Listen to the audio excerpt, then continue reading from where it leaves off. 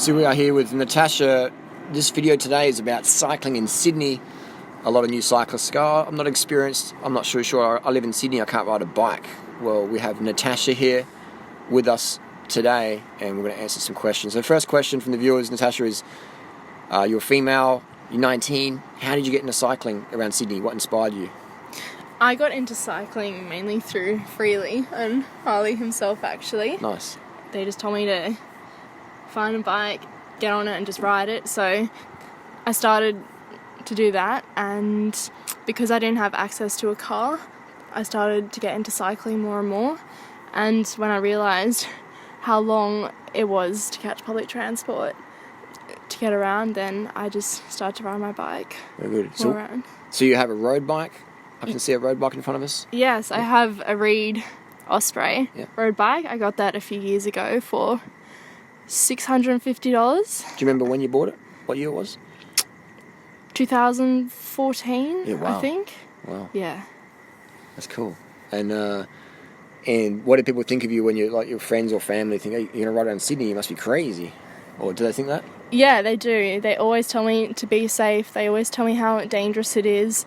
And at first it seems like that because there's so many cars in Sydney, but it just takes time and you start to build up more confidence riding around Sydney roads. Very good. It can seem a bit hard because you see a lot of bike paths and then they just randomly end. Yeah. But just find the next path, footpath, just keep going. Yeah, just keep going. I guess probably the hardest time is just the first few weeks of knowing where to go. Yeah, especially because in Sydney you zigzag around a lot. It's not really a straight path. It's not like Adelaide. No, it's not like Adelaide. Yeah, there's a lot of good bike lanes here. And we've been riding around Sydney the last few days. The drivers here have gotten a lot better. I mean, we've pulled some pretty sketchy manoeuvres, but no one's beeped a horn. Everyone's been pretty friendly overall in the city, so it's definitely pretty relaxed here.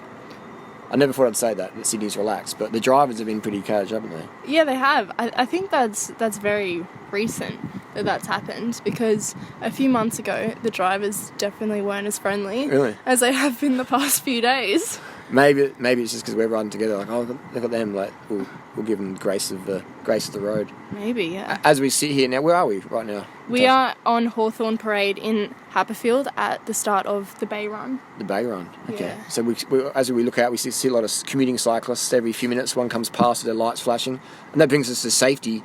We do recommend running lights front and rear, and just being safe. Maybe use some fluoro socks or some fluoro shorts, or just something bright. So bright helmet, people can see a lot easier. Or just a fluoro vest. I tend to have that in my saddlebag. I pull it out when I feel it's necessary. That's a good idea. Yeah, it's just easy to carry around. Yeah, wow. So it's just like a vest, or is it like a sash, or? Yeah, it's a fluoro vest with a zip up the front. It's like a really lightweight cycling jersey, and it fits over everything. Where'd you get that from? I got that from Sell Bikes in Stanmore. Oh, yeah. It was about $25. Very good. Yeah. Very good. And so you've probably saved a lot of money in the last 4 years of riding around Sydney, commuting here and there. You know, do you think? Yeah, I definitely have, especially with public transport. It can be between $50 and $60 a week with the Opal system. Yeah, wow. And how they like to rip people off now with it, and I don't spend any money on my bike. Yeah, that's good.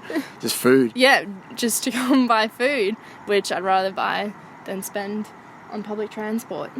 Or petrol. Yeah, and it keeps you in shape. Obviously, it helps maintain that lean, fit physique. You burn a lot of calories per year. It does, and it's so easy because it's not in my mind. Right now, I'm about to go and work out, pump my legs. I just think I have these shops to go to. I have this friend to visit. Yeah. And I just hop on my bike, and that's what's on my mind. Yeah. I'm not thinking about, can I feel the burn or whatever. Not working out, you're just living. Yeah, just living, and it's exercise to go and buy more food. True. So the wrap-up tips to the viewers out there would be just get out there, practice in the local streets, get used to riding before you hit the big roads. Just do a few laps around your neighbourhood if you're not too sure about cycling. And if you are confident with cycling, just get out there on the big roads anyway and just watch out for car doors, sort of stay away from the car doors, at least a foot or two away from the car door, and take the lane if you need to. Yeah. And just have that confidence and ride assertively versus submissively, and be safe, be seen, and the more you get out there, the more you get used to it. Yeah. And have a water bottle on your bike, stay hydrated, just the usual The usual tips out there, Durianrider tips. Water and sugar. Make sure you always have a bit of Yeah. some sugar in your And saddlebag or in your pocket. Yeah. Pay attention on the roads as well. Always have your eyes at the road. Yeah. If you have any questions, we'll do some follow-up videos. Leave them down below. Thanks for watching, gang. We'll see you next video. One more tip I have for Sydney roads is don't trust anybody. Always be cautious and always stop when you feel you need to, because you just don't know when the cars are just going to keep flying through the crossings. And Yeah, so just paying attention, I guess. Yeah. Pay attention. Always be on high alert, because it's easy for your mind to just start to drift off. Yeah. But always be aware. I remember, it gives me a story. I remember a friend in LA, her and her husband had a bit of a fight, bit of a spat, and then she jumped on a bike and wasn't paying attention, got cleaned up by a car, almost killed, like in hospital, really, really bad accident, because she was just, she was in a state and she just pulled out and had a really unfortunate accident. So if you ever have an argument with someone or whatever, just get composed, have some sleep, water, sugar, have a little nap just before you get out on the roads. And if you are out on the roads and you're in a rage, make sure you're really focused, because you don't end up in hospital or whatever. And that goes for any vehicle, it goes for any pedestrian, cyclist, car driver, plane driver, whatever. Just be paying attention, keep your state positive, and don't trust anyone. Try and make eye contact with the drivers and just be safe, and just be aware. Just be aware. Awesome.